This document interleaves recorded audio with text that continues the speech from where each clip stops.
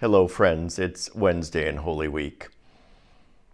We're told in John's Gospel that when Judas decided to betray Jesus, Satan entered into him.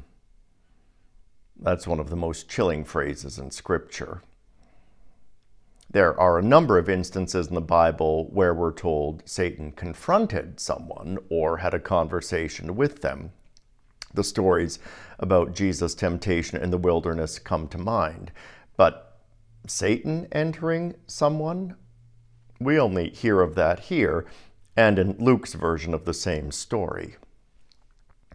A simplistic reading of it would suggest that John is describing demonic possession, an idea that still has power to capture the popular imagination.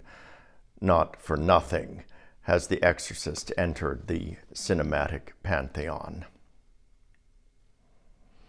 Speaking of, I've been listening to a fascinating podcast called Devil and the Deep Blue Sea, which explores the so-called satanic panic of the 1980s and the social, political, and religious culture that gave rise to it. You might remember it if for no other reason than it was fodder for daytime talk shows. It's a sensational example of what is called a moral panic, a widespread feeling that some evil person or thing threatens the values, interests, and well-being of a community. By the time this particular panic had subsided, over 12,000 accusations of satanic ritual abuse had been made, none of which investigating police were ever able to substantiate. Which doesn't mean lives weren't ruined. A number of teachers and daycare workers were not only arrested and tried for a variety of ludicrous and lurid crimes, but also found guilty of them. All because parents were panicking and DAs were desperate to assuage that panic. So hundreds of children were coerced into making statements about all sorts of outrageous and gruesome things they had experienced and seen, but which they hadn't actually experienced and seen. It was an example of collective recovered memory syndrome.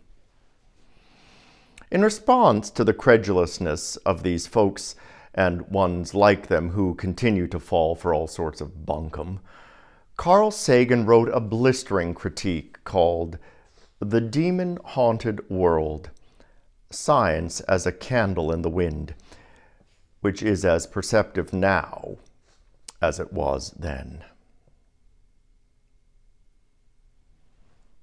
Yet I can't help but wonder if the credulous ones are those who think Satan doesn't, in fact, enter people, heart, mind, and soul. I can't help but wonder if those credulous ones are you and me. Because Satan enters us whenever we put our own interests above those of our community, when we choose to believe the worst about our neighbors, when we betray our values for the promise of reward, when we ignore the divine image in people different from us, when we get our values from fake news rather than from the good news, when we crucify within ourselves hope, goodness, and generosity, and thereby crucify Christ anew. But if demonic possession happens all the time, then surely godly possession does too. It happens when we dare to be emptied of all of the egotistical desires which corrupt and destroy us. When we choose to believe the best about people.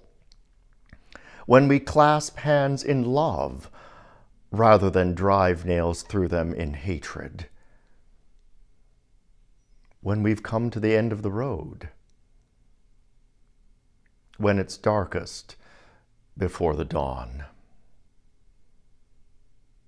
The dawn in which we hear our name and come to see, if only by faith's flickering candlelight, that this isn't, in fact, a demon-haunted world?